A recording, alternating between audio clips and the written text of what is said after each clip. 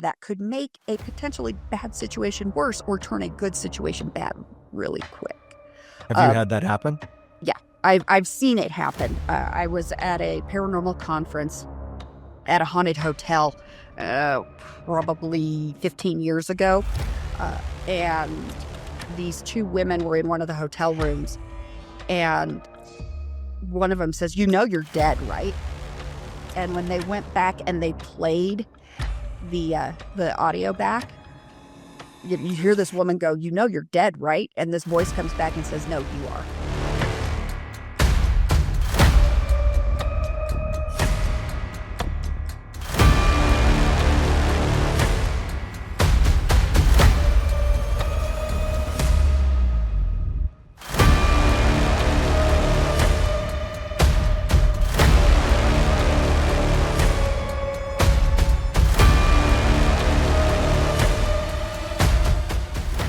All right.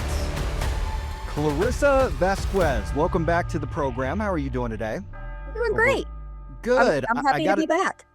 Man, I am so excited to have you back. I got to tell you, I've done a variety of things on the podcast, but you were always the most popular topic. People really resonate to, paranormal investigations, not just ghost hunters, but actually the science behind it. And I think it's pretty safe to say that you are one of the top paranormal investigators in Colorado. Would that be correct to say?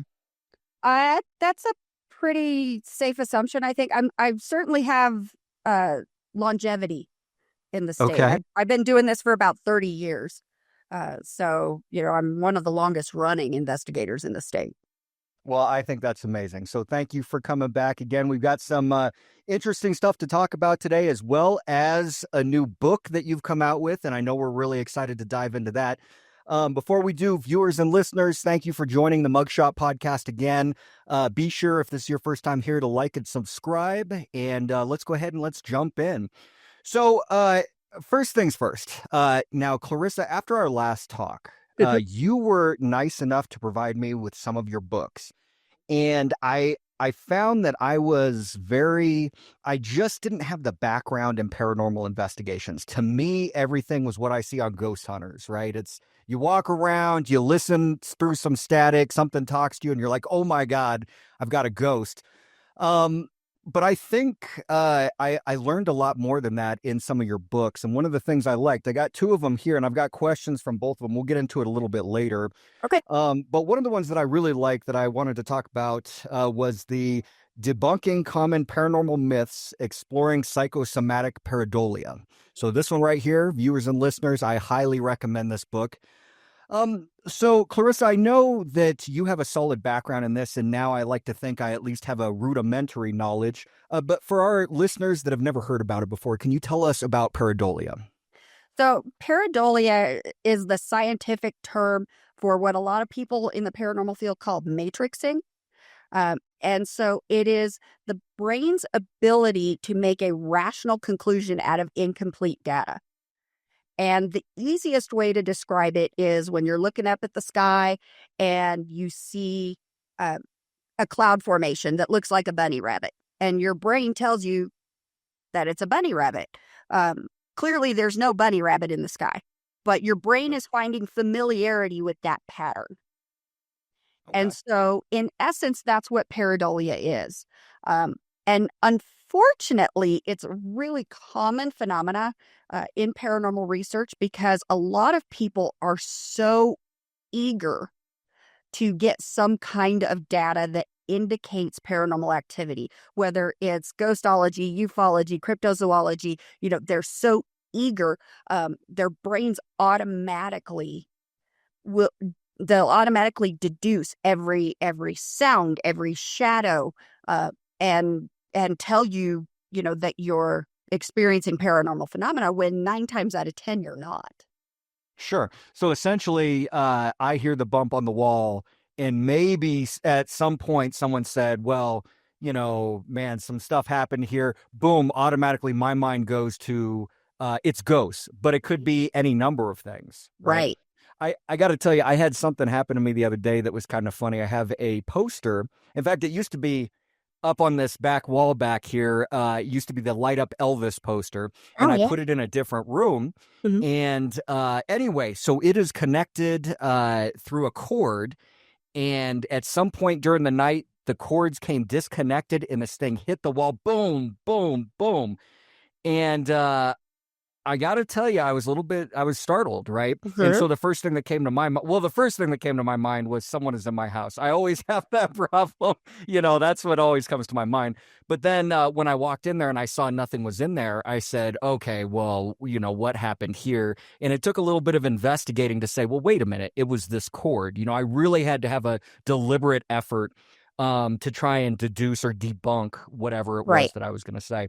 Mhm. And so what would you say is the most common form of that, or the most common thing that people see and they say, "Oh, that's a ghost," or they hear anything like that? Do you have something that comes up over and over and over again? Um, well, obviously orbs, which I think last time I was on there, we talked about the acronym that I have for orbs, ORBS, ordinary random bits of stuff. Um, dust orbs, bugs, people are, oh my gosh, there's a ghost because I don't see it with the naked eye, but it's appearing, in my video and still footage. Um, you know, uh, knocks and bangs that you hear. And of course, shadows.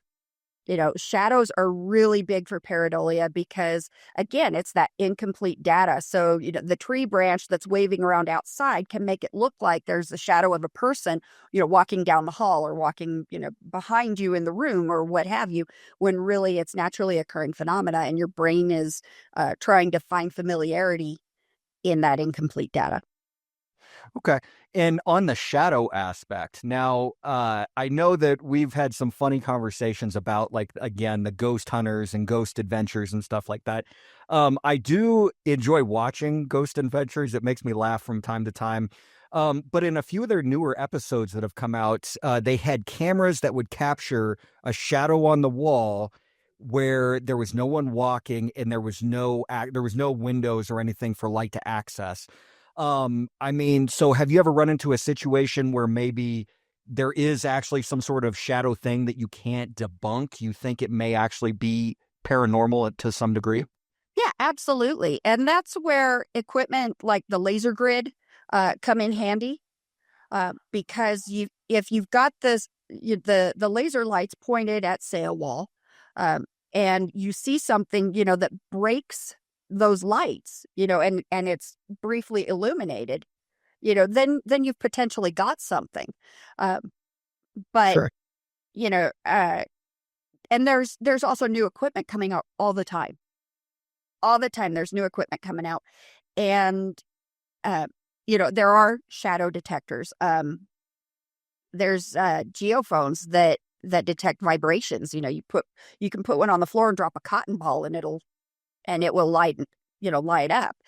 No kidding. Yeah, they're super sensitive. I love playing with them. Just even throwing cotton balls at them. um, but there's new equipment coming out all the time that are better enabling us to detect what our brains are interpreting, and or to detect what we're not picking up with our eyes and our ears. And so, I haven't seen the episodes of Ghost Adventures, to know exactly what equipment they're playing with. I tried to watch that show, Sure. just for the sake of my blood pressure. But, um, I get that. yeah, I uh, there always seems to be a lot of I mean, it's entertainment, and I think more than anything these guys are trying to entertain, and especially when there's nothing going on, that's when you start to see them really come out like, "Oh my god, it just touched me," or "Oh, it feels so cold." You can never experience that, at home. They just got to kind of keep it going to some degree. right. And, the paranormal reality TV shows, they've done a lot to enhance um, paranormal investigation, for the simple fact that we've come a long way toward removing the stigma attached to talking about having had a ghostly experience or an extraterrestrial experience or Yeah. an encounter with a cryptid of some sort. And so they've really done a lot of good for the field in that they've been removing that stigma attached to talking about it. Now, some people will say, oh, the number of encounters is going up, the activity is increasing. I don't think it is. I think it's just more people are talking about their experiences. Oh, Now, that makes sense. on the flip side of that coin, they've also done a lot of damage because they go and use less than ethical practices, such as provoking, um, or um, or utilizing Ouija boards, spirit boards, what have you, or pendulums, or things, where you are potentially putting yourselves or your clients in danger. When you go and you provoke, you can make a bad situation worse, or you could turn a good situation bad really quickly if you don't know who or what you're interacting with. So Yeah. So essentially they want the content, and so they go to a place, and when you say provoking, I mean they will say mean things, do whatever horrible things upsets the Right. They apparition or the ghost. behave aggressively or demand that that the spirit that they believe is in the room, they demand that they show themselves. Um, and really again, that's not an ethical practice, because if you and I are, in the same room and I start raising my voice and demanding that you do things, and you know and I'm just really treating you aggressively and in a hostile manner, you're not going to be very inclined to interact with me. Yeah, And absolutely. it's the same with the departed, or you're going to get really mad at me and throw something at me, or which can happen. So it's a catch-22 with the paranormal shows, because they've done a lot of good for the field, but they also do a lot of damage. I got you. So they may do something that is unethical to some degree. Someone sees it, then they mimic it. Before you know it, propagates all over. People are doing the wrong thing. Right. I got you. Yeah. Okay. Um, I want to go back to one of the things you said. So Sure. again, when I was on your website, by the way, what is your organization's name again? I meant to write it down, but I forget. It's the Colorado Coalition of Paranormal Investigators. Okay. So I've been on your website quite a few times. I Mhm. love it when you bring up orbs. You guys have the t-shirts and everything that talk about, it's just what does it say? It's just dust. Trust me, it's dust. There you go. That's right. So in your chapter on dust orbs from that same book, of course, you did mention that it is a lot of times it's just debris we can't see, but our cameras can pick it up. Mhm. But you had something in there that really caught my eye, talking about ball lightning. Yeah. And I'd really like to see if you can explain that to the viewers and myself a little bit more about what ball lightning is. So traditional lightning, when you think of lightning in the traditional sense, you think cloud or ground to cloud lightning, where it's the lightning's in a streak, and even though it appears like it's going from top to bottom, it's actually going from bottom to top. You just the way that the air particles move in the order that it illuminates, it looks like it's going down. It's actually going up. But ball lightning, it's like a ball of plasma. If you think of a plasma ball, where you touch it and um, and Oh, the and and the the lightweight, electricity comes to yeah, you. it follows your finger. And we actually use plasma balls on investigations occasionally. Oh, no kidding. Yeah. Yep. Wow. Uh, So you'll ask something to touch it, and if it touches it, you'll actually see the same thing. mhm. That's very interesting. Yeah. And so ball lightning it looks like a plasmic ball. Can be anywhere from 1 to 10 feet off the ground. Sometimes it actually looks like it's walking because of those electric discharges that are emanating from it. Um, and there's a really cool video that is circulating on the internet right now, of somebody that actually captured some really good ball lightning footage in Texas. Oh, no It kidding. Yeah, it is super impressive. And I've seen it on Facebook a half a dozen times already this week. It's really cool. So how I guess here's my question, because when I read your chapter, one of the statements, and this actually, I think it was a quote that you used from someone else, but you said that ball lightning is a rare and poorly understood weather phenomenon. Mhm. And so, how do we know exactly what it is, or how do we know that it is? I mean, yes, it could be a weather phenomenon, but how do we know that, specifically? Yeah. So when you're observing ball lightning, it's actually very obvious that it's ball lightning. If you don't know what ball lightning is, you're obviously going to be going, "What is that?" Yeah. And and until somebody tells you, "Oh, that's ball lightning." And so it's really easy for someone to make the assumption that ball lightning phenomena is paranormal in nature when actually it's not. It's meteorologic. Okay. And stop me if you said this before, but again, so you talked about lightning and how it comes up from the ground, but specifically, how is ball lightning formed? Do we have any indication on what factors lead to its happening? Because I've never seen it. I would love to see it someday. I'm not a meteorologist, so I can't give you the specifics about, Okay. how ball lightning is created. But it's a massive plasmic ball of electricity that just it doesn't discharge the way traditional ground to cloud lightning Interesting. operates. Do we have that in Colorado? It has been documented in Colorado. Mhm. No kidding. Huh. Yeah, it's been documented pretty much all over the world. Okay. Well, that's very interesting. It's about as rare as thunder snow. What? Okay, what is thunder snow? Because I've never heard of that. Thunder snow. It's another meteorologic phenomena, and where you get thunder within a snowstorm. Really? Mhm. Wow, that's amazing. I've never heard of And that either. I have experienced. Yeah, is it pretty crazy to hear? It's insane because traditionally in a snowstorm it's either loud and windy and chaotic, or it's super quiet and you can hear those snowflakes hitting the ground. And but it's snowing, and you're going from your vehicle to your door or whatever, and all of a sudden you're hearing thunder overhead. It's like, what? It's January. What? Sure. So, Yeah, that has to be an interesting one for sure.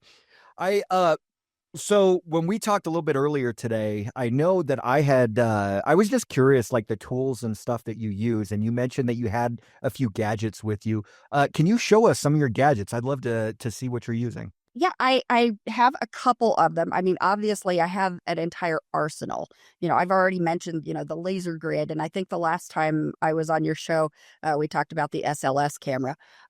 But what I have right here with me are some of the basic handheld tools, and these are the items that I personally recommend that I and my team use.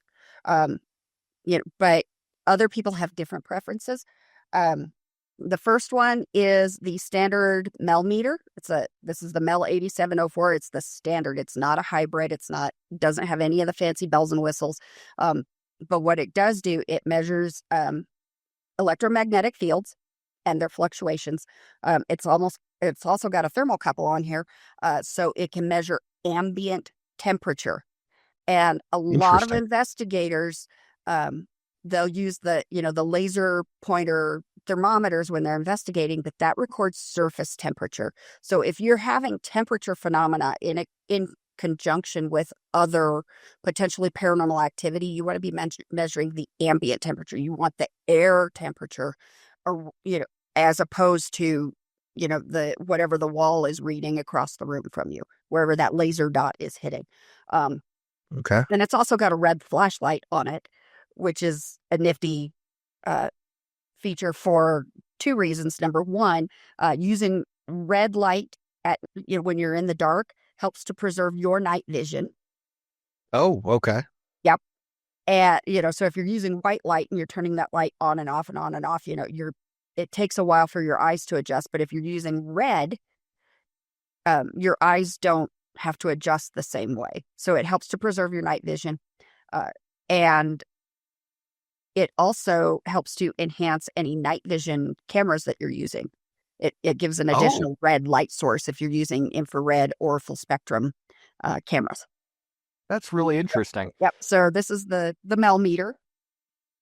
And so when you talked about it detecting electromagnetic fields, Mhm. so I know you also mentioned the last time we spoke about how sometimes you can go to a house and maybe that's near a power line or something, and so you can detect that. And so if you walk into a situation and it's unnaturally high all over, is that a pretty significant indication that maybe there's an environmental factor in the home? So what we do on investigations is we go to the location and we do baseline readings before we get started. We try to find, where the naturally occurring hotspots are, which are going to be near the power outlets, the light switches, the appliances, and anywhere else in the house that automatically gives us a higher reading. And anything higher than point 0.8 milligauss is actually considered hazardous. So prolonged exposure to EMF levels higher than point 0.8, prolonged exposure. That's why they don't put power lines over city parks anymore, because little kids were developing cancers and tumors because of the prolonged exposure to those really, really high levels of EMF. Uh, it can also give you feelings of being watched, give you headaches, nausea. Um, and so if you're in a room that is essentially a Faraday cage, it's full of, you've got a television, and you've got a television at the foot of your bed and an alarm clock, at your head, and you've got a stereo, and then you've got a computer. You've essentially put your sleeping arrangements in a Faraday cage, and you are being constantly bombarded and exposed to those high levels of EMF. Interesting. Yeah.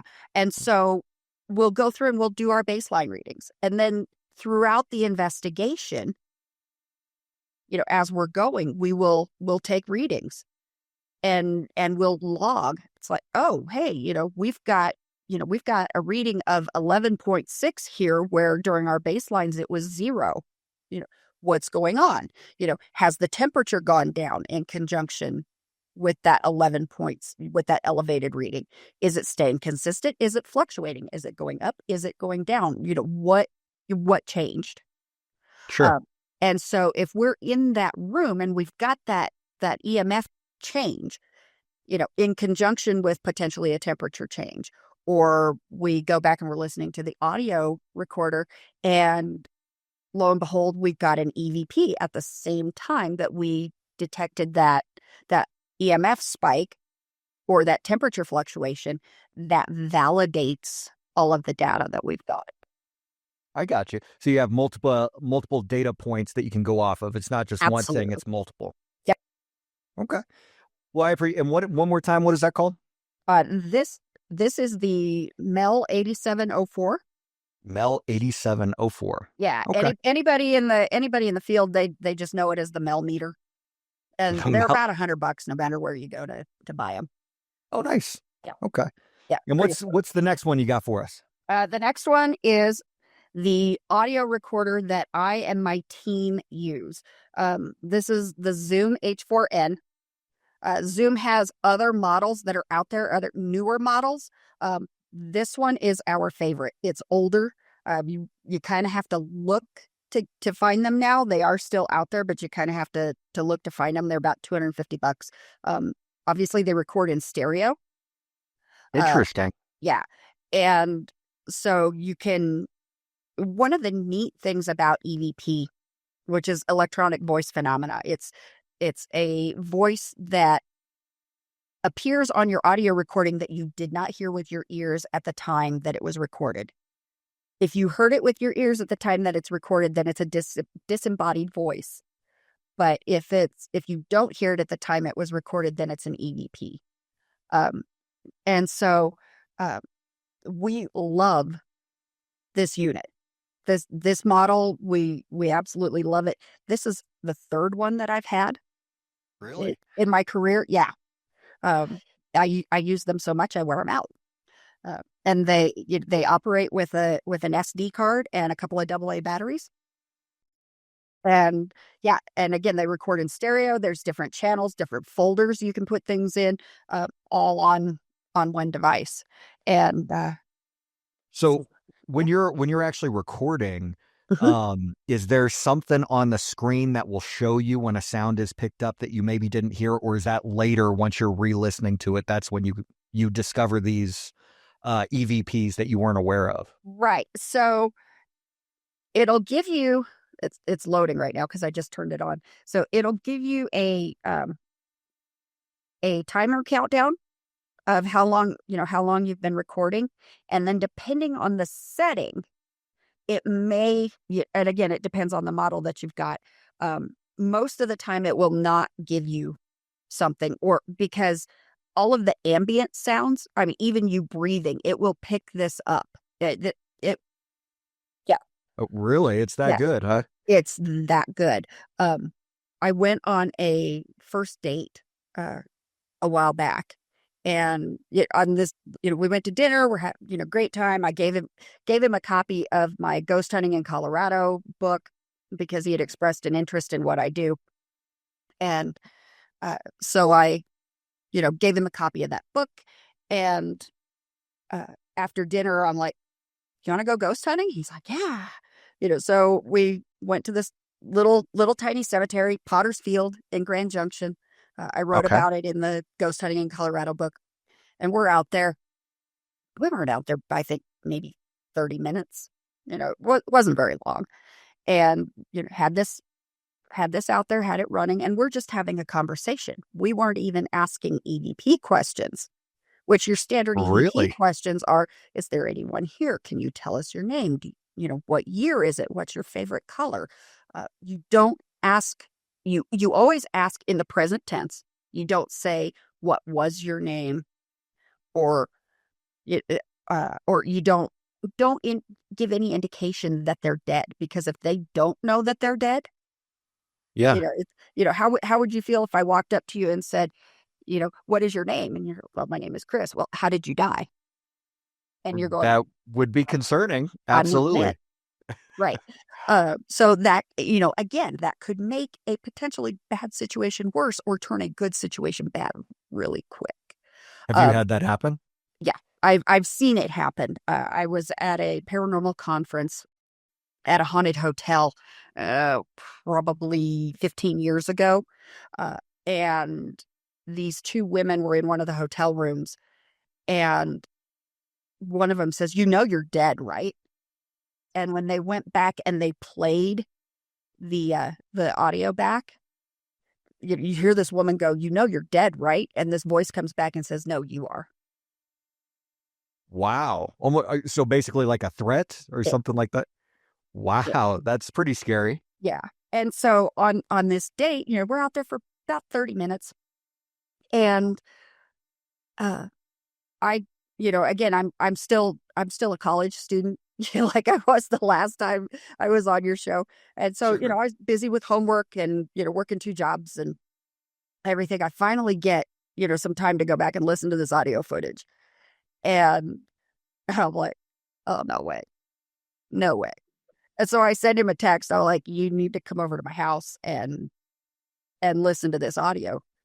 And I ran it through Goldwave, so he could see, the lines on the screen and everything. I'm like, sat him down right here at the desk, put the headphones on him, and he gets to that the section, and he's like, no way, and he's turned around looking at me. I'm like, Uh, and What did it say? well, we had been standing at the grave of a 3-year-old. Okay. And I had been explaining to him how people leave coins and toys and stuff for this 3-year-old. She's one of the 2 known and marked graves in that cemetery. Oh, wow. How many And people are like, how many graves all around? probably close to 80. Holy crap. Okay. Yeah. But there are only 2 that are actually marked and we know conclusively who they are. And so we were, and again, we weren't asking EVP questions. We were just having a conversation, talking about, the other cemetery that's up on the hill right over where we were. And, I'm giving him a little history lesson and things like that. And all of a sudden you hear this baby giggle. Really? Yeah. And so he hears, he's got the headphones on, he's listening, looking at the screen, paying really close attention. And all of a sudden he's like, No way. Yeah. So, right out of the gate, a great first date, so, That is a unique one for yeah. sure. It's That's Oh, I was going to say that's amazing. How that can detect that and how you can hear these voices. And I am curious though. You said this is an older model. You prefer it to the newer ones. What is the difference between that one and the newer ones? the newer ones have additional filters, Okay, and so some of the EVPs can potentially get filtered out. interesting. Yeah.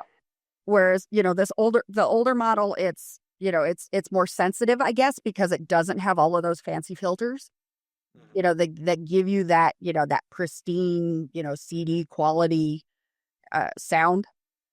Uh, and so, yeah, this is the one that I prefer. And the majority of my team members have this model also. Wow. Well, it must be a very good model then. We like it. Yeah. Well, very good. Do you have anything else? So the last thing that I have here, and again, like I said, I have an arsenal. But Sure. the last handheld that I have is the Phasm uh, full spectrum. It looks like it's kind of like a little GoPro, and I guess it is a GoPro. And it operates on the full spectrum, and we've also got the full spectrum illuminator. So the way our eyes operate, we see on the Roy G. Biv light spectrum. We all learned about that in elementary school: red, orange, yellow, green, blue, indigo, and violet. Mm-hmm. And that's what our eyes see of the light waves coming in from the front. On the ends of that spectrum, so on the red end of the spectrum, we also have infrared, and on the violet end of the spectrum, we have ultraviolet. And infrared and ultraviolet light waves are not visible coming in from the front. However, in our peripheral vision, we have in the back of our eyes, from the retina going back to the optic nerve, we have a cone, and that cone is what allows in the Roy G. Biv light spectrum. From the corners of our eyes going back to the optic nerve, we have rods. And the rods allow in Roy G. Biv light waves, but they also allow in small amounts of infrared and ultraviolet. So things that are not normally visible to the naked eye sometimes, can be seen with the peripheral, which is why a lot of people, they'll see something out of the corner of their eye, and then when they turn to look at it head on, it's gone. That is so interesting. Right. Well, that's And what that is. Yeah. And so the way the Phasm camera works, it operates on the full spectrum. So it operates on infrared and ultraviolet. It allows in those full light waves from both ends of the spectrum. And when you've got an illuminator like this, it's throwing out additional infrared and ultraviolet light to light up whatever this is going to see. So, and really, because you're operating with red and purple, your whatever you're recording or still photos that you take with this are going to be pink. Okay. That's just the way it is. And but a lot of times when you are investigating ghostly phenomena, it is more easily visible on the infrared and ultraviolet spectrum. And especially if you're working at night, infrared is really, really conducive to night vision. So when you've got like a night vision security camera, and it's got the little LEDs around that lens, those are infrared diodes. Oh, okay. That are enabling that camera to see at night. Very interesting. Mm-hmm. Have you picked up anything on that camera that has been really like crazy to look at that you discovered later? Or Not really. There's some really compelling stuff out there. Sure. But as far as the data that I've collected, it's like, I got a lot of maybe, Sure. you know, if it had been, if it had been in conjunction with an EVP or in conjunction with, EMF fluctuation or temperature fluctuation or all of the above, if I got some really, bomb video footage and an EVP and documented EMF fluctuation and a temperature drop and everything, it's like, okay, yeah, holy grail. No kidding. Yeah. That's awesome. Heck yeah.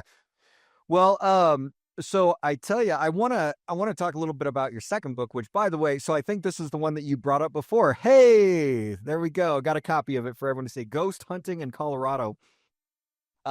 Very interesting to me. Again, I haven't really been to many haunted places in Colorado, but I hope to go to quite a few. And you came up with some cool ones. One of the ones that I had no idea about in there was a place in Manitou, Colorado, not just a little far away from where I live here. But the one that I really wanted to ask you about, I found it interesting. So you brought up many different locations, and you had a story or something that you have heard about this location. But then you got to one in particular that I thought was really interesting, and it was the Outlaws and Lawmen Museum up in Cripple Creek, Colorado. You went into great detail on that. Can you tell us a little bit about that one?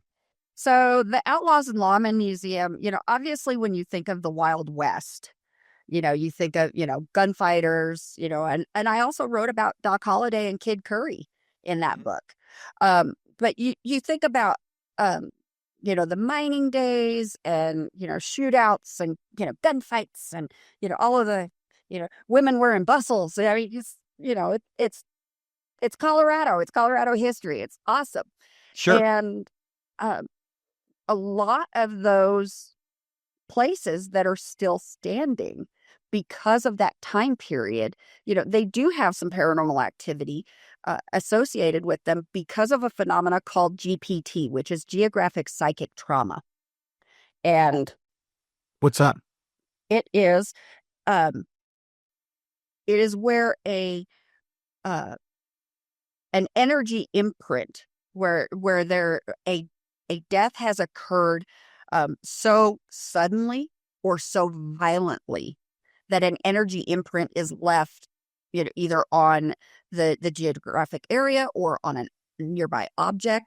I wrote about it pretty in depth in this book, The Phantom Hitchhiker Project and America's Haunted Roadways. Okay. In fact, the Phantom Hitchhiker Project was a multi-year experiment that CCPI ran, trying to discern if GPT was an actual thing.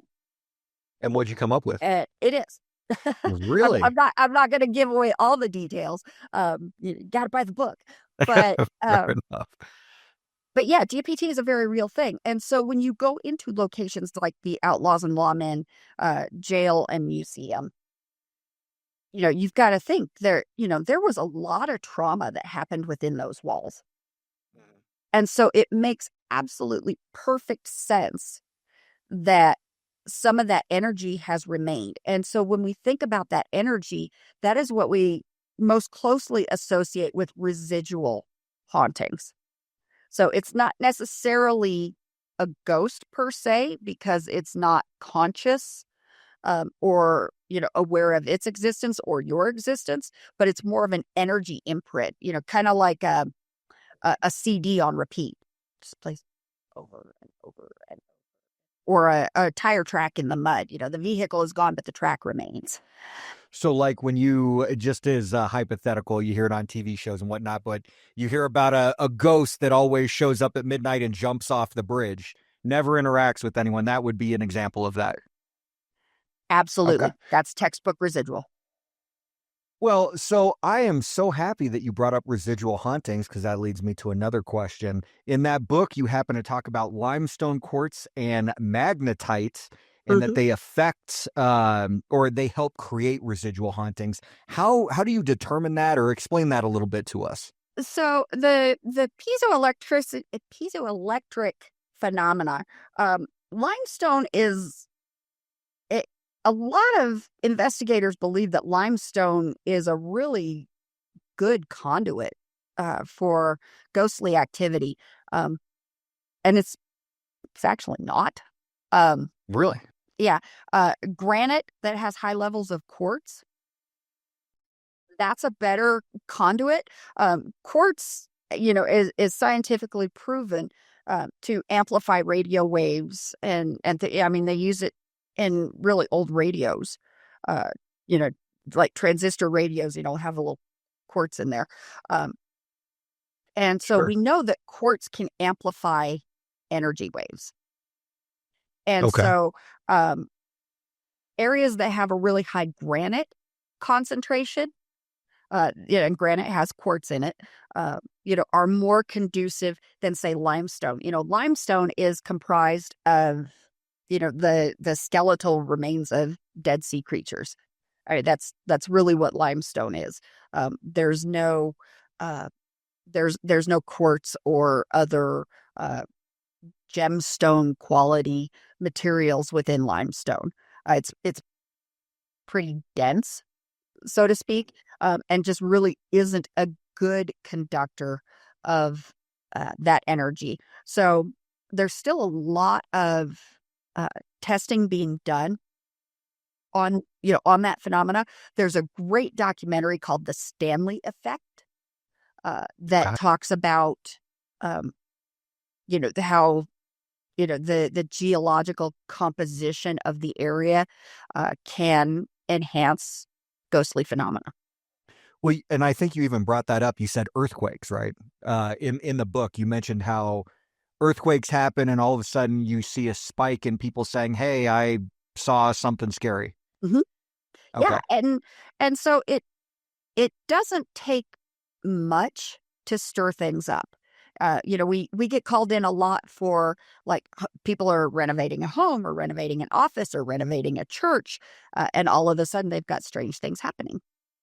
And so, anytime the status quo is kind of disrupted, we see a spike in investigation requests.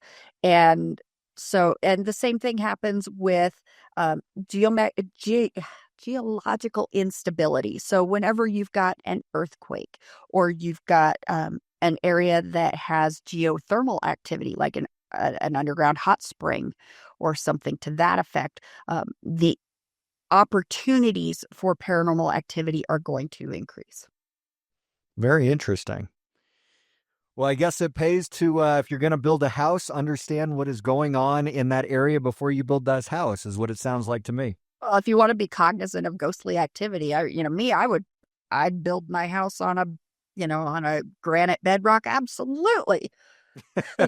Hey, have you ever been into contact with like a realtor and asked them about uh, the phone calls that they get from people who have just bought a new house and they think it's haunted? Have you ever had that conversation? I have a lot of realtor friends. Uh, And in fact, the wife of one of my investigators she works for Sotheby's. And so we actually get called out to homes pretty frequently, um, because people are like, yeah, no, there's something skeevy about this house, and yeah, yeah, I don't think I want. And oftentimes we're able to go in and debunk it. It's like, okay, the reason why you feel weird in this room is because things are not level. You've got some funhouse effect going on. Um, Okay. or you've got improperly insulated conduit, running overhead in the laundry room, which is why, you feel like you're being watched when you're folding your clothes, things Sure. of that nature. So yeah, we talk to realtors all the time.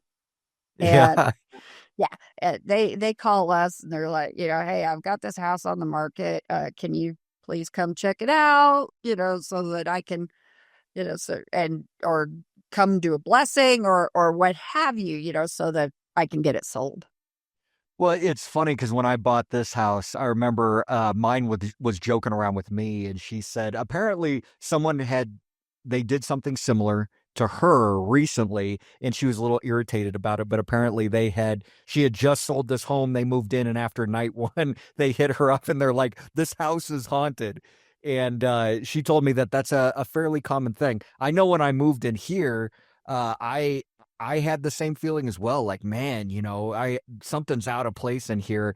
But it just kind of makes you wonder, like, it's a new place, there's nothing has moved in yet, or it's all in boxes. It looks really weird. And so I'm sure that leads to just, some of this anxiety that people feel when they move in. Or you come back from vacation and your washer and dryer are thumping and your lights are on. So Yes, you're absolutely right. That did happen. Um, so one of the other things that I wanted to talk to you about, and I thought this was really interesting, you had made mention in there about how first responders talk about the cycles of the moon, specifically when it is a full moon out, people get crazy. And I read that and I kind of laughed a little bit because because I've experienced it numerous times Yep. where everything is totally fine. You get calls for service, anyone does. And then the minute it's a full moon, it seems like we get call after call after call. People are doing crazy stuff. We're in foot pursuits and whatnot. And I don't know. I mean, it was just I thought it was kind of bullshit personally when I first started. And then after my first introduction to it, I said, okay, obviously there's something to this. So do you have a lot of first responder friends that have kind of relayed the same thing? Well, I used to work 911 dispatch. Oh, okay. I didn't know that, I don't think. Yeah. Quite a while ago, I worked 911 dispatch, and we always dreaded the night shift on a full moon. Sure. Because, we knew, that we were going to be standing up at our desks and, and working. There would be no sitting down. It was going to be balls to the wall all night long. And in fact, when I was pregnant with my son, I looked at my due date and I'm like, where's the nearest full moon to my due date? And found it on the calendar, and lo and behold, my son was born on that full moon. No kidding. So yeah, and at labor and delivery wards, they will tell you the same thing, that babies are born on the full moon. And yep. And how is that supposed to affect them when they're born on a full moon? I don't know that it affects the child at all. But what we do know is that the lunar phase does play a part in human behavior, in the behavior of the living, and humans and animals. We've seen changes in animal behavior during the full moon also. And so, the changes in behavior, we see it all the time in the living. And so it makes sense that there would be behavior changes or amplifications in the departed also. Yeah, well, that does make sense. Absolutely. One last thing that caught my eye. Of course, I picked your books clean. I came up with some questions for you. I hope that was okay. Of course. Going back to the first book, the Debunking Common Myths, I got to tell you, there was something that was really, it stood out to me. The book primarily is talking about how to debunk a lot of the common things that you may see or may experience. Right. However, that being said, you did make a statement in there. You said there are gifted psychics out there. If you decide to participate in a reading, be sure to thoroughly vet the medium before participating. And I guess the reason that stood out to me was because I think if you walk down the street and you say, hey, do you believe in psychic people? Some people do, some people don't. Everyone seems to have a story about maybe they felt a certain way when something happened. Mm-hmm. But in a book about debunking things, you make it very clear that this is a real phenomenon. Can you tell me about that? Yeah, I mean, and even the U.S. government has done psyops. They've done all kinds of experimentation with people with extrasensory abilities. Whether they're telekinetic or have some sort of clairvoyance, clairaudience, clairsentience. And so, it is a scientifically studied and proven phenomena, and and it exists. Unfortunately, there are more frauds out there than there are people that are actually gifted, and so Sure. that's why Chris and I added that that little word of caution. Yes, there are gifted mediums out there. Just make sure you vet them before you give them your money. So how do you vet them? I mean, because I mean, you and I can't really verify it without running some sort of some sort of experiment or something like that. So how do we know who's a fraudster versus who might actually be connected to some degree? So, one good way to tell is to kind of interview them, but don't give them personal information. You know, Okay. if they say, oh, I'm sensing a male figure, and you're going, oh, that's my husband, or You yeah, volunteer that information. yeah, that's my husband. He died of a heart attack a year ago. Yeah. Oh, yeah. I'm getting a very heavy feeling in my chest. Yeah, that's it. No, um, don't give them any information. Let them tell you. Sure. Sure. And most of them, if they're worth their salt, they'll have a 5-minute conversation with you beforehand. Like hey, I'd really like to have a conversation with you before I book a session.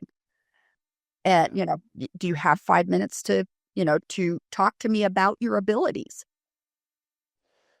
Well, so have you ever used someone that has psychic abilities on one of your investigations? No. Have you ever brought anyone along? No. No. And I won't. Because, again, the extrasensory abilities fall into that paranormal category. And if you've got someone in a room going, oh, I'm sensing a bride over there in the corner. She fell down the stairs, and so everybody's going over and they're focusing on this corner that may or may not have a fallen bride in it. Sure. But in the meantime, down the hall, you've got a soldier or a cowboy or, you've got a full-bodied apparition down the hall that nobody's paying any attention to because everybody's, they're following around the psychic. So basically, it gives them tunnel vision, is what I'm hearing you say. Essentially, and you can't prove the paranormal with the paranormal. Well, that's yeah, that is a very great point. Yeah. Yeah. I got you. So have you ever met someone that was psychic? I have, actually. And it was about 8 to 10 weeks after my husband passed. Really? And what is it that, or go ahead, continue. You sounded like you're going to tell me a story about that. No, it was, I was having a conversation with her, and she didn't know me from anybody. And she said, did you recently lose somebody? And I said, yes, I did. And she says, I've got a guy here that is just really trying to get your attention. I'm like, okay, what is he saying? And she says, I'm supposed to tell you about the ducks. And I lost it. I started crying. Ducks were an inside joke between my late husband and I. And very few people knew about the ducks. And so there's no way that this complete stranger knew about the ducks. No way. Interesting. Yeah. Yeah.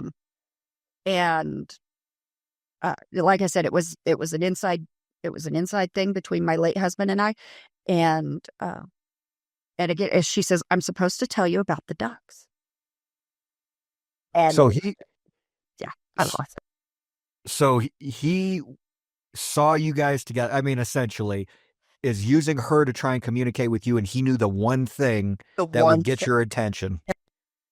That is amazing. Well, and if you remember from our last conversation, he was an investigator.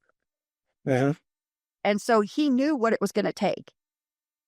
And then once he figured out that he had made that connection and she was listening and I was listening, then he wouldn't shut up.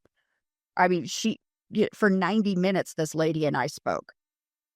And she's just giving me, and I'm going, I'm just, I'm not giving her anything. But yeah, once he figured things out, he would not shut up. And And did he say anything about the other side? No, he didn't say anything about the other side, but he did say that he was very happy with how well I handled his mother. Oh, okay.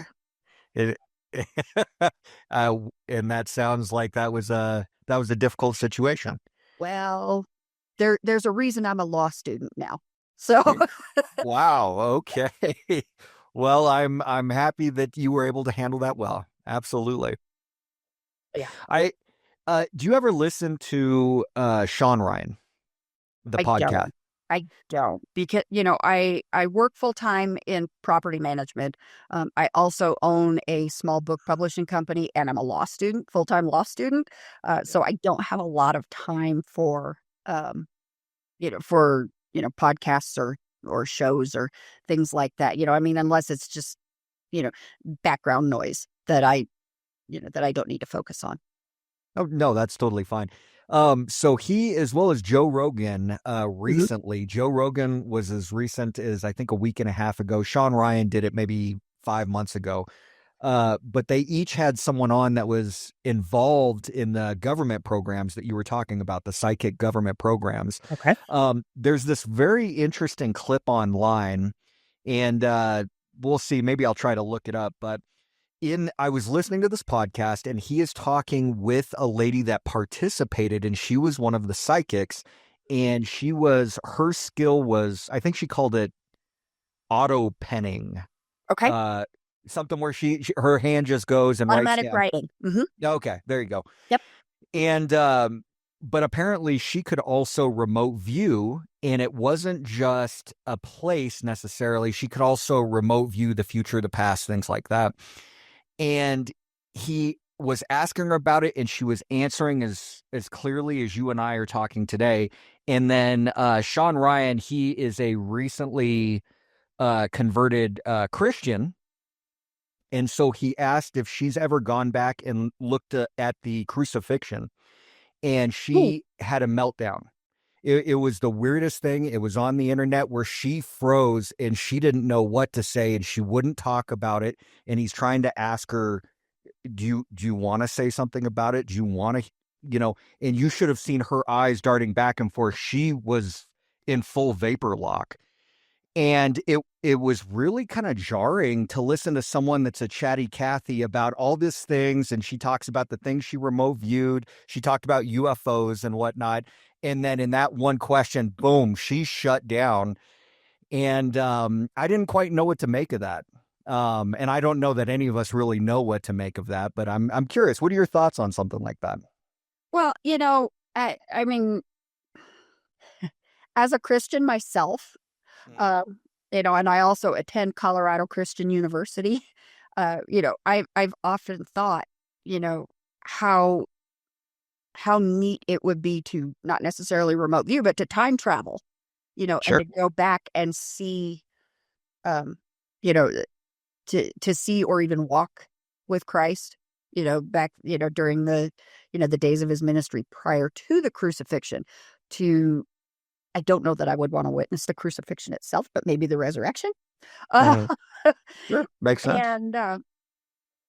and so that to me, it two things are coming to mind. Um, Number one, if this lady is legit the way she clammed up, she probably did go back and see the crucifixion, but she was probably also given. She was probably also ordered to silence. Yeah. So, that, whether God or Christ himself, said, you are not to talk about this, you've been given this gift, but you have to let things play out in accordance with my will or what have you. She was probably instructed to zip it. Well, obviously speculation, because none of us know, none of us have actually been in Right. that situation per se. Uh, what was very interesting, and you'll have to forgive me, I'm doing this all from memory from Right. something that was, like I said, about 6 months ago. I think it was about 2 weeks prior to that podcast. Sean Ryan had a priest on. He may have been an exorcist. Okay. And they got into the conversation. Apparently, Sean Ryan is just, since he's a former Navy SEAL, he loves hearing about how the government has used these psyops to go and do certain things. Right. And he was talking to this person about it, and this priest was adamant that psychic abilities are demon-led, that anyone that has a psychic ability, and I think I know what you're going to say. You're going to say, if you're a hammer, you're always going to see a nail. If he's, all he does is go after demons in his day job, he's going to think everything is demon-led. But he was adamant. He said, yes, these powers, they come from a demonic entity. They're not anything angelic. What do you think about that? I disagree with him. And I think you and I had this conversation the last time I was on the show about that priest and everything, to him is the work of the devil. And that's fine for him to be of that opinion. However, my personal belief is, Genesis 1:26, God created man in his image, and and that's all man. Mm-hmm. And so for people to be given, different abilities, your eyes are one color, my eyes are a different color. You're this tall and I'm this tall. And so, for, you speak Latin, I speak English, whatever. And so for someone to have gifts, or abilities, some people can curl their tongue or roll their R's or what have you, and others cannot. And the way I look at it is, God doesn't make crap. Mm-hmm. He doesn't make mistakes and he doesn't make crap. So, I'm not inclined to think that people with abilities were gifted those abilities by, something demonic or satanic, unless they asked for it. If they went and made a deal, sold their soul, what have you. I don't know. I wasn't there. But, someone, when you've got a 2-year-old that is clearly describing a country that they've never been to and speaking a language that is not their native tongue or what have you, or is an absolute, 2 years old, they're a maestro on the piano. Those are gifts. And I think the same thing applies when you have someone with extrasensory abilities. But I will go back to what I said earlier, and that is, there are a lot more frauds out there than there are people with genuine abilities.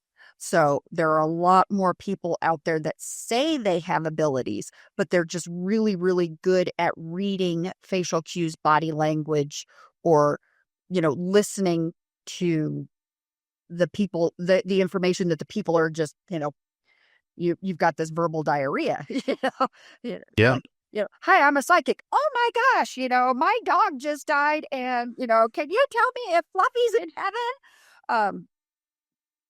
Oh yeah, I can see Fluffy. Yeah, Fluffy's in heaven. Yeah, great. Jumping and laughing and chasing butterflies, and it's like things of that nature.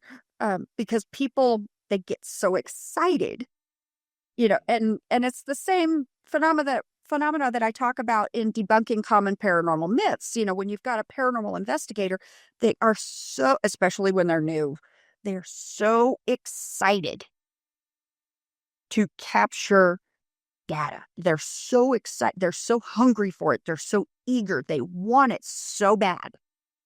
That every sound they hear, every shadow they see, every, random smell, they're going to attribute to paranormal activity because they want it so bad.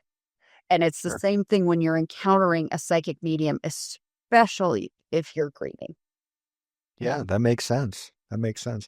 Well, and I have to say, I don't think that the Catholic Church is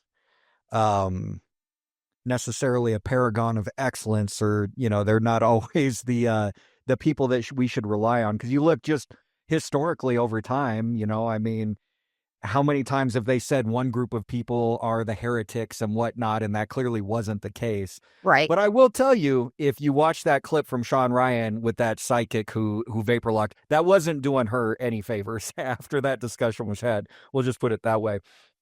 Yeah, I'm going to have to look that up now. I want to see that now. Yeah.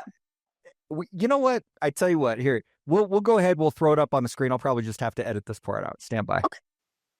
Yeah, I cleared myself up in this way. Have you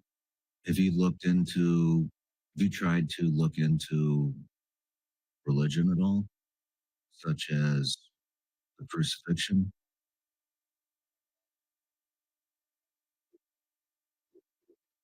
You have? Do you not want to talk about that?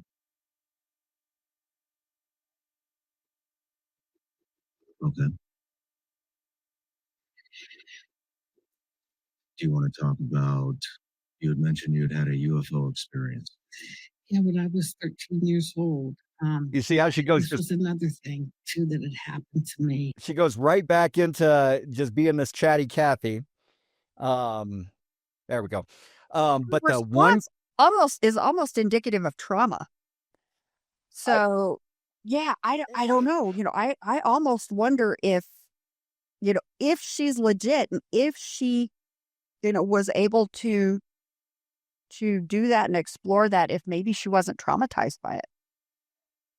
I mean, it's a very good possibility, I suppose. I think it would probably traumatize anyone. Oh, yeah. That being said, yes, if you ever are interested, listen to that episode and you will hear the stark contrast between how she was communicating and boom, just that one question and she locks up. Oh, yeah. So, I'm definitely going to look it up after I'm done with my homework tonight. Oh, good, good. Do you believe in reincarnation? I think there are too many coincidences out there for it to not be a thing to some extent. Okay. What coincidences are you pointing to? And this, again, it goes back to the stories of the children that can describe places they've never been to, or, there's some really well documented cases of children that said, this is how I died, and they've got a birthmark, somewhere on their body, and they, and they can describe places or even the contents of a house. Mm-hmm. And they're like, this is where I lived. And they're so adamant about it and so focused on it. The parents actually take them to where they're describing, and they do the research, and they're able to find someone with a story that matches what this very small child, usually between the ages of 2 and 4, are describing. And you've got a child with a birthmark, on their ribs or something, and come to find out that the person that lived in the house that this child is describing in this country that they've never been to, was shot in the chest, shot in the ribs, and that's how they died. And they can, they're the one that is really coming to mind very strongly. This little boy, and again, he had the birthmark. He was describing everything. A little bit of research, they found, he's describing Ireland. And so they go. And really?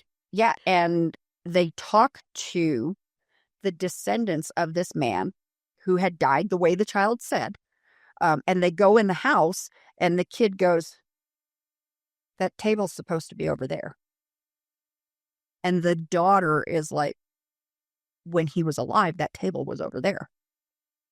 No kidding. Yeah. And so there are an awful lot of coincidences for it to not be a thing to some extent. I mean, obviously I'm a firm believer in heaven and hell um and and that there is some form of uh afterlife, but I also believe in ghosts. And so there are ghosts out there that are not in heaven or hell. They're here with us. And so there's a lot of unanswered questions, and that's part of what drives me and my research is, I want to know what happens. Why Yeah. why are some people in heaven or hell and there's other people here? Are the ghosts that we're encountering, is that are we getting a glimpse into purgatory? Or are people given the choice to come back and get it right the second time before they can go to heaven? Is this hell? There's a lot of unanswered questions. And so as a paranormal researcher and a biblical scholar, I it that's what keeps my motor running, really. Yeah. Yeah, well, and it's interesting that you brought what you said about the kids. I remember I read a story a few years ago now about a kid that was right around that same age, coincidentally, and this kid was adamant that he was a pilot during World War II, and Hmm. yep, and he had been shot down.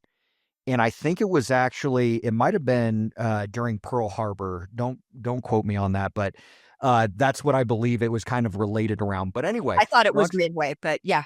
I mean, it may well have been, but Yeah. either way, so the kid started talking about how he was this pilot, blah, blah, blah, blah, blah. And he kept mentioning either his co-pilot or one of his friends. Well, the parents did the same thing. They looked it up. This guy was still alive. He was in his 80s, I believe. Right. And they took the kid to go and see him. And apparently they were conversing about stuff that this kid had no way of knowing. But yet they were acting as though they were, best friends. And of course it startled everyone. Mhm. And so, I mean, obviously, yeah, I would say that there is evidence that reincarnation could exist. But you're right. I mean, it kind of it brings more questions than answers, right? Right. Because you have ghosts that are here, you have heaven and hell, you have reincarnation. Mhm. And so how many different routes do we have to go, after Right. we leave this earth? It kind of makes you wonder. Yeah, absolutely. And, do we get a choice? Or is the choice made for us depending on how we lived? That's an interesting thought. Well, I think there is something to be said about being a good person. I mean, Oh, if we're rolling the absolutely. dice, we might as well Yeah. try to be a good person on the front end. Yeah, Uh, absolutely. yeah. Uh, so let me ask you,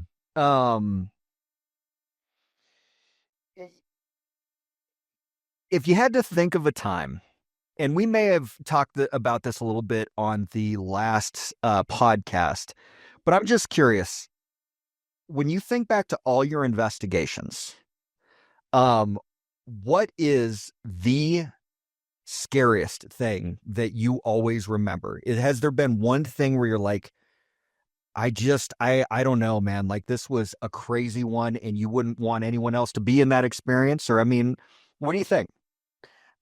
Yeah, I don't remember if we talked about this on the last show or not. Because I remember when you and I wrapped that show, I told you how impressed I was because you didn't ask all of the standard questions, like what's your scariest experience or how, what got you into this. Uh, Mhm. and so I don't remember if we talked about this or not. And you can stop me if it's sounded familiar. But we did a residential investigation. It's probably been 10 to 12 years now. And we were in a 3-story farmhouse that the owners could not keep it rented. The people would come and they'd sign the lease and hand over, the deposit and the first month's rent. And before that, first and last month's rent, before that first month was up, they're like, keep the money, we're out. Really? Yeah. They could not keep it rented. And so they called us in. And we go in, and the home had electricity but no heat. And this was in April-ish, April, Okay. May maybe. It was still pretty cold outside. Yeah. And they said that we could light a fire in the wood burning stove, but we needed to check the stovepipe before we did that. And it was a good thing we did, because there were, I don't know how many dozens of dead birds in that stovepipe. No I think kidding. we were banging on the stovepipe, knocking the dead birds down, and shoveling them out of the wood burning stove. Had a guy up on the roof, with a broom, just knocking them down so we could get them cleared out. So we got that cleared out, got the fire built, got the house warming up so that we could investigate. And there were 8 of us there that night because the location was big. It was 3 stories. Yeah. And everyone on the team was having a personal experience that seemed like it was custom tailored to their threshold. So the people that were unnerved by being touched were being touched. And the people that were unnerved by hearing things were hearing things, or seeing things, and everything. Well, I've been doing this forever. I am super desensitized to everything. So I'm not having any personal experiences. And so for me, this is a bummer. Okay. And, because everybody's having personal experiences except me. It's like, oh, man, I want to experience something. I'd like to see something, hear something. Please touch me. That's what she said. And Ayo. and and so we're going through the investigation. Everybody's having all these really cool experiences, and I'm just kind of la-di-da. And myself and 2 other investigators are up on the 3rd floor, which was half of the area was a bedroom, and the other half was an attic space used for storage. And so the investigators and I were in the bedroom section, and I'm using the night vision. It was a monocular, so it didn't record. It just allowed me to, see in the dark. And I'm looking through the doorway into this attic space, and on the floor, I see what looks like a dead bird. And one of the other investigators was holding the audio recorder. And I'm like, ew, what is that? And then I go, hey, is there a dead bird over here? And you hear the other investigators go, oh no, I don't know where. And come to find out, it wasn't a dead bird. It was a piece of crumpled up black garbage bag. But in the dark, using night vision, kind of looked like a dead bird. Sure. Again, pareidolia. Yeah. My brain was finding familiarity with incomplete data. It was, And so, we wrapped the investigation, we all crashed out on this living room floor. There were 8 air mattresses, all in this living room. We had a great time. We laughed and wound down. We went to sleep, packed it up the next morning. We go home. Fast forward 2 days later, and I've got the headphones on and I'm listening. And pretty soon I hear myself go, ew, what is that? Now, because of the distance between myself and the audio recorder, it almost sounds like I'm whispering. Ew, what is that? But it's because, the audio recorder was probably 10 to 15 feet away from me. Oh, okay. But you can hear me say, ew, what is that? And this voice goes, dead bird. No kidding. Go, is there a dead bird in there? And it's on the CCPI website, www.caloparanormal.com. It's there. Really? And so I had my little, oh my gosh, freak out moment, because who or whatever was there either knew that I thought I was seeing a dead bird, or it was making me think that I was seeing a dead bird. But either way, it was in my melon. And it's scary enough with just me in there. So, but, it's like, that voice, you hear me go, ew, what is that? And this voice goes, dead bird. And then you hear me go, hey, is there a dead bird in there? And yep. And so that was that, that got me. But again, I've been doing this for so long, I'm desensitized to it. Nothing short of spiders and clowns scares me. Okay. And so, I'm like, I'm not having any fun. I'm not having any personal experiences. I'm not seeing anything. I'm not getting touched. Oh, this sucks. And go home, and it's like, holy crap! It was in my head. That is scary. It either knew what I thought I was seeing, or it was making me think that's what I was seeing. And so, yeah, that was scary. Absolutely. Yeah. So basically, it was able to influence your entire team by knowing what was their sensitive what their threshold was. Yes. That's pretty unnerving, actually. Yeah. So did you find any evidence? I mean, so you do have this this recording. Outside of that, was there anything to lead you to understand what it actually was? That did you come up with anything? We still don't know who or what it was. Really? After we investigated, we gave the clients the option, because we had a retired Dominican priest on our team at the time. And we gave them the option to have the home blessed. They turned that down. Really? And, why would they do that? I'm not sure. Okay. But to my knowledge, they were able to get that home rented, and it has stayed rented since we've been there. So, it could just be that maybe who or whatever was there said, all right, they're on to me. I'm out. Yeah. I'm going to go haunt some other place. Or, yeah. or maybe it was the pinnacle of their ghostly career. I got to freak out the ghost hunters, including the fearless leader.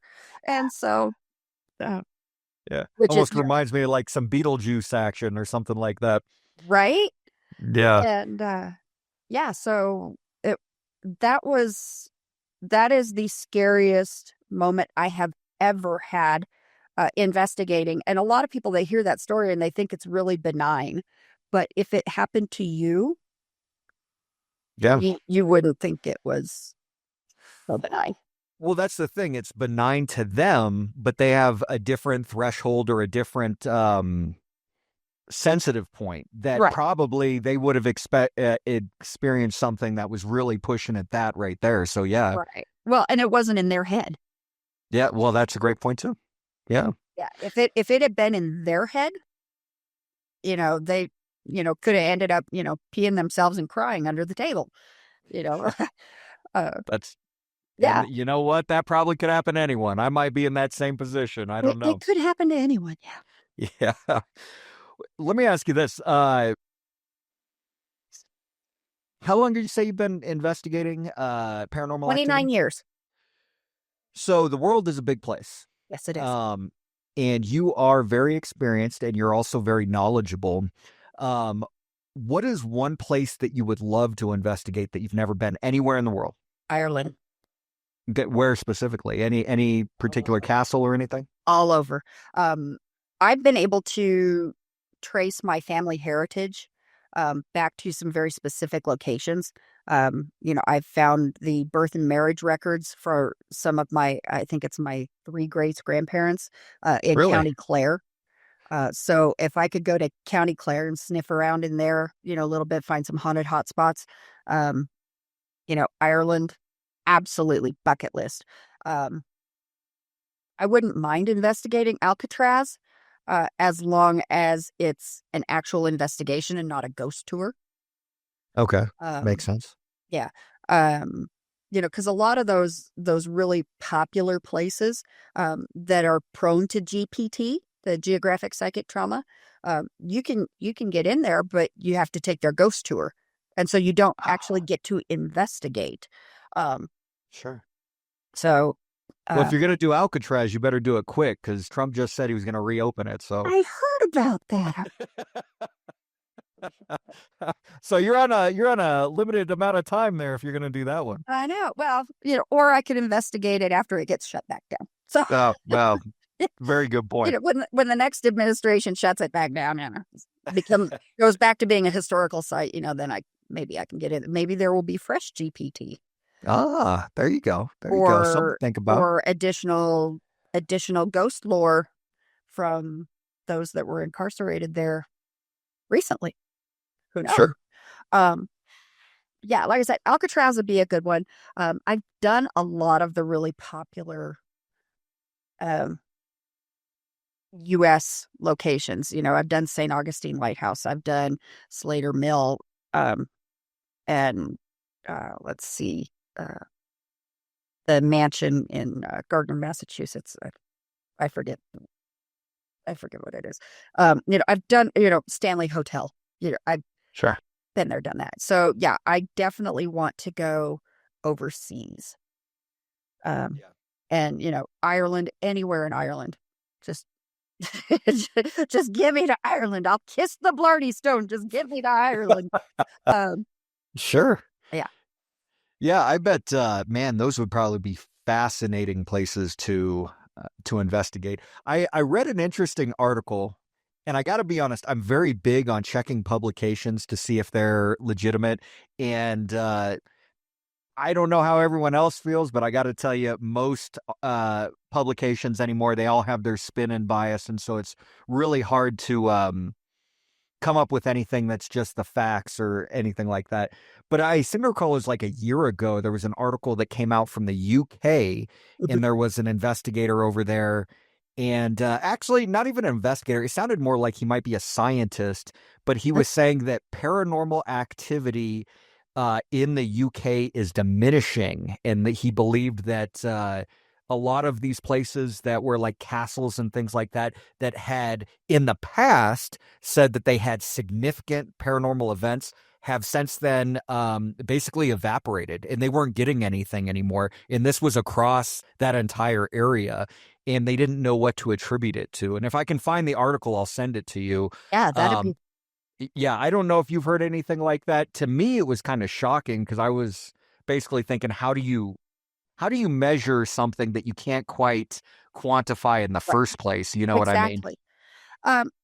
And it could be, one theory is with the rise in popularity of paranormal investigating, if you've got, we'll use the Stanley Hotel, for example, which is not nearly as haunted as the guys on TV will have you believe, for one. Yeah. Sure. But you've got people coming in night after night after night after night going, can you tell us your name? Do you know what year it is?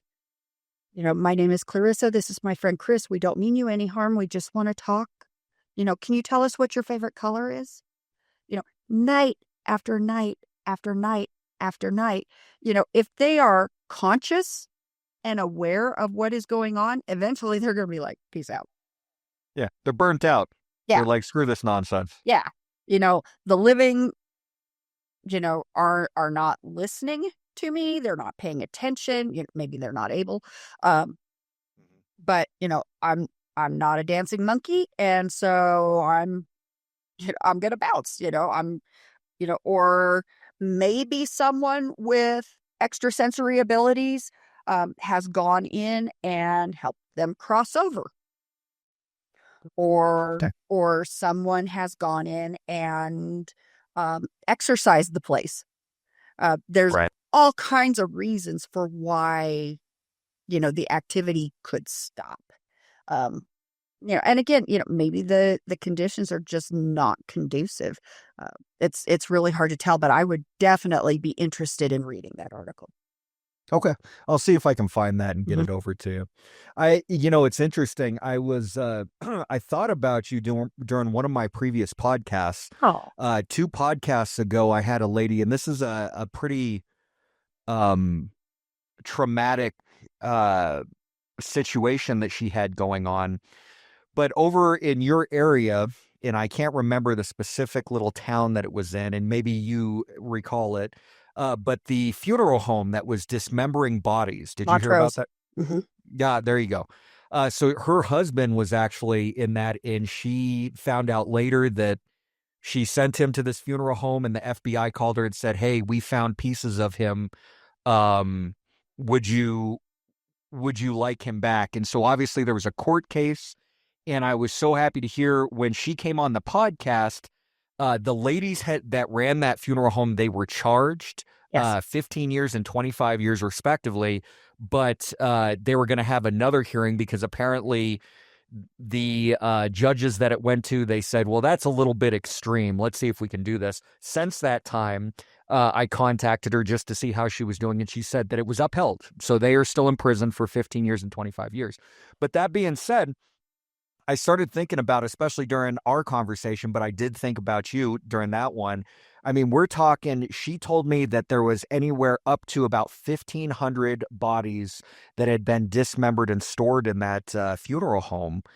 And so I don't know, has that ever been a place on your mind to go investigate? And of course, I know that you would need permission to go there and things like that. But Yeah. I'm just curious what your thoughts are on a location in that manner.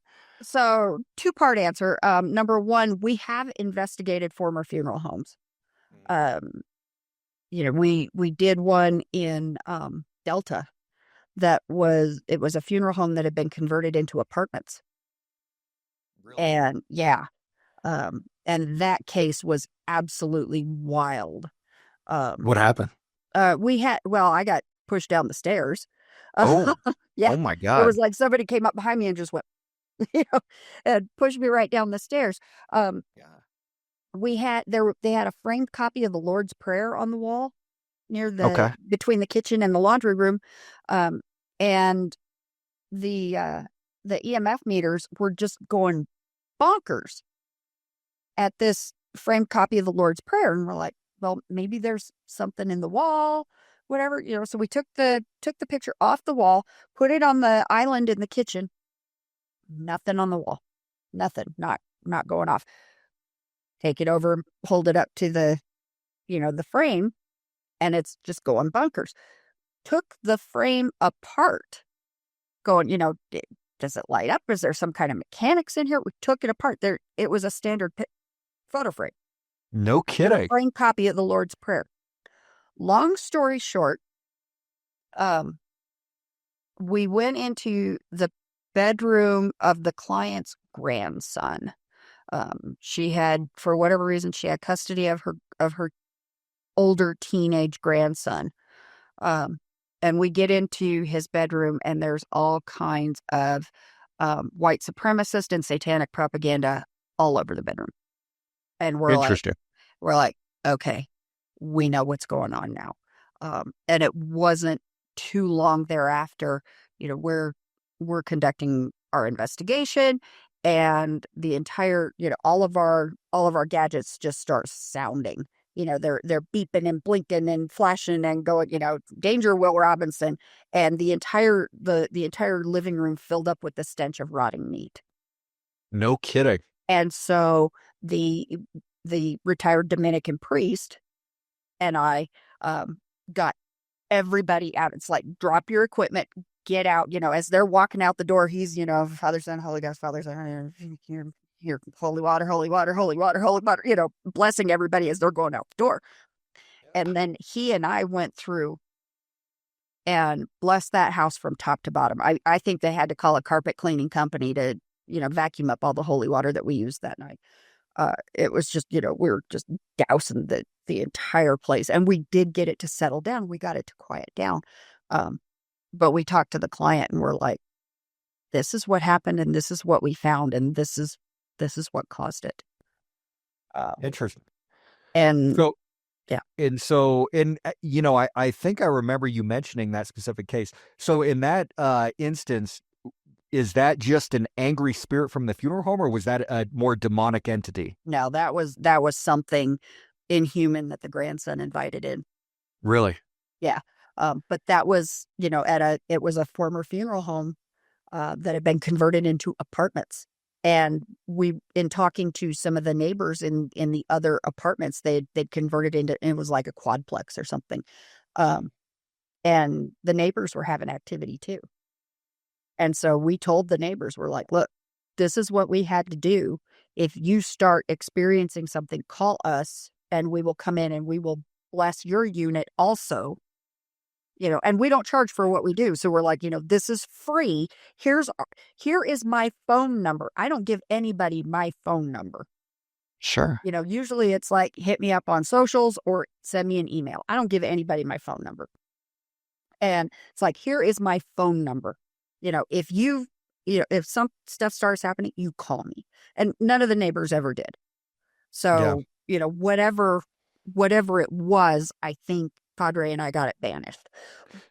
So were they experiencing demonic activity as well, or like was it going? The client was, yes.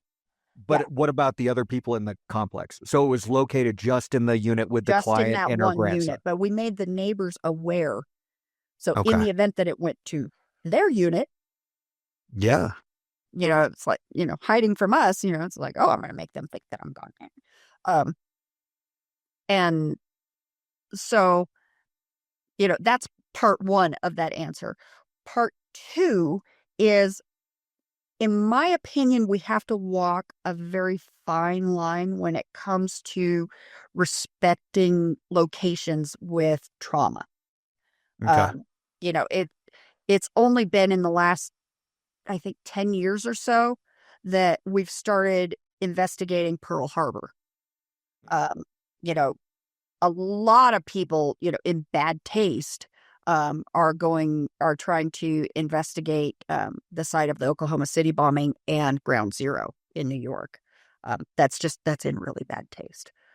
So going to that particular funeral home where that trauma is, I personally would not want to do that of my own invitation.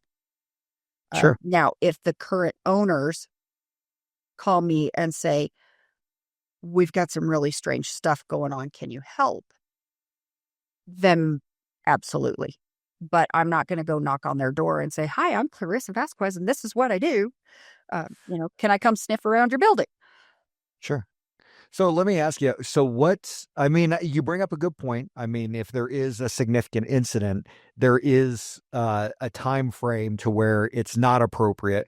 But what does that look like? So how long do you feel that, not in the funeral home case, but just in any case in general, what would be an appropriate amount of time? My personal recommendation is, when the majority of the directly impacted survivors are no longer here. Wait. So we're talking about a significant amount of time later. Yeah, 50 years at least. So that we're not, opening old wounds or giving the impression that we're trying to disrespect the events or the people. We really don't want to cause harm, and we don't want to reactivate trauma. And so, 50 years at least. Well, and I think that's the respectable thing to do. And of course, I guess my question is, and I don't want this to seem like I'm being disrespectful. I'm just purely out of curiosity. So it would seem to me that something that's more fresh would have more paranormal activity that you could measure and research. Whereas if you're doing something that is 50, 100 years back, maybe it won't have the same effect. So is there a case that you, as a more scientific investigator, are you losing a lot of data by waiting and only doing things that are farther in the past than up in the, more recent time? Yeah, absolutely. That is possible. There's one pretty prominent paranormal researcher out there. I'm not going to give his name, but he's kind of made a name for himself, and he is of the opinion that the sooner you try to contact the departed, the stronger the frequency is and the better your odds. And a few years ago, we very, very tragically lost two prominent paranormal researchers. It was a husband and wife, and they died very, very, very tragically. And the following day, this guy, had his audio device and was trying to contact them. And I just felt like Really? that was in such poor Poor taste. Like, Yeah. their family is, still reeling from the news that, that they are no longer here. hmm The world is still reeling from what happened. Um, Yeah. Everybody is still in shock. And here is this guy, with his big, device, and he's trying to make contact with them. Now, yes, they were paranormal researchers, so, you could argue that, well, they would expect that. They would encourage, they wouldn't be offended. But my issue is not with how they would have felt about it. It's how their survivors, their children, their parents, their friends, uh, how that impacts them. And so I think for this one researcher to, in fact, I did a rant on social media about it. I'm like, this guy has besmirched the field, it's like, and people are like, wow, you're really angry. You're using the big words. Um, it was in such poor taste. And I have the same opinions, um, when it comes to, uh, locations, again, like, Oklahoma City, Ground Zero, Columbine. Um, it's just in really, really poor taste. And especially now that, now that I'm a widow, um, it's been a while now. Um, but, if somebody had, my team waited 6 months before they approached me about trying to contact my late husband. They waited 6 months out of respect for me. And I didn't even try at all on my own. Didn't even try on my own. Uh, that's not to say that things didn't happen in my house. And it's like, all right, I see you. I know what's going on. Oh, I will tell you a story when we are not recording. What happened is not appropriate. But Okay. it's hilarious, and it's totally something he would have done. Um, and so, I think had someone come up to me, within 24, 48 hours after his passing and said, I want to try to contact him, I would have said, no, absolutely not. Sure. Yeah. And it was just because my heart couldn't take it at the time. hmm And so, out of respect for the families and the survivors, um, I won't, I will not impose like that. Well, I think that's a very noble way of doing things. And I mean, there's always a right way and a wrong way. It's like, you could say that with anything. Like animal testing is a big one. I'm sure we could develop all sorts of products if we just, inject these animals with things. But at the same time, you're hurting animals for no reason, and we don't need to do that. We can do it in an ethical way. Why would this be any different? And so Yeah. I admire that. I'm glad that you you have morals. And as far as that other researcher, I'm sorry to hear that he's traumatizing those people like he did. Yeah. There are a handful of people in this field that I have zero respect for. And he's one of them. Yeah. Yeah. Well, you did tell me that there are some people that are true researchers, and then there's other people that they're on the complete opposite side of the spectrum, and they're just trying to get the content. And it sounds like he's one of those. Yeah. Glory hounds. Well, and I mean, so we're pushing a little bit long in this, and man, I wrote a slew of questions. It'll have to wait for round 3. But what I did want to give you an opportunity to do was, I know you came out with another book recently. And so why don't you tell us about this book? Generational Curse. There it is. Yes. Tell us about that. Well, and you and I kind of talked about this when I was on last time. The release was delayed a little bit, just for the sake of my mental health. Sure. It's probably my last fiction book, just because I don't enjoy writing fiction as much as I enjoy writing nonfiction, but there was a huge outcry for me to put out another fiction piece. And Okay. so I actually started writing this before my husband passed, and he was my beta reader. And then when he died, I just didn't touch it until about last November. And I picked it back up and got it finished, got it published. So Nice. It is fiction. Yep, it's fiction. It's got my dream car on the front. I like that. Yep, 72 Dodge Dart, plum crazy purple. And it is available on Amazon. In fact, I think the introductory price is still in play. I don't think the price has gone up on it yet. So, and this is the first of my books that was put out by my publishing company. So that was exciting too. You know, I've gone to publish so many other people, but I had never published anything of my own. And so this is the first one that is published by Snapdragon's Treasure Publishing. Heck yeah. Well, and so can I ask a little bit about what it's about? Sure.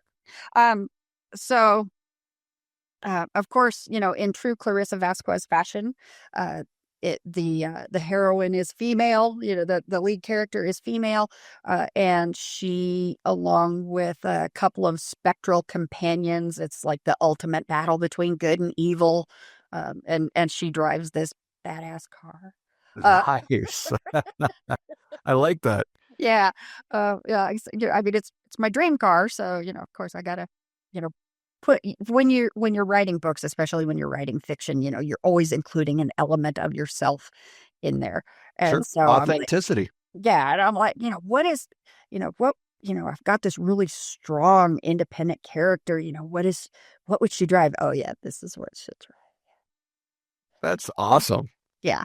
And so, she and a couple of spectral companions, you know, the ultimate battle between good and evil. That's really cool. Yeah. It almost reminds me of, you know, you got the elements, you've got the cool main character, and you've got some supernatural stuff on the side in the badass car. Have you ever seen that show, Supernatural? Oh, it's one of my favorite shows. I'm a huge fan. Yeah. Yeah. Yeah. But, you know, that's a 67 Impala. This is a 72 Dart. You know, so you've got GM versus Mopar. Okay. Fair enough. Yeah, I mean, you know, you've got Baby and Plum Crazy. So, yeah. Well, good deal. Well, thank you for sharing that with us. And Clarissa, I got to say thank you for coming on again. Just like I said last time, this won't be the last time. We're going to do it again in the near future because I always enjoy having you on. But this conversation has been amazing. So thank you so much for joining us again today. And myself and my audience as well, I know we look forward to you coming on the next time as well.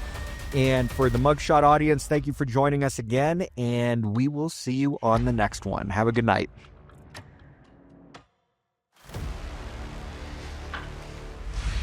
I hope you enjoyed this episode of the Mugshot Podcast. Like and subscribe where you can, and I look forward to seeing you on the next one.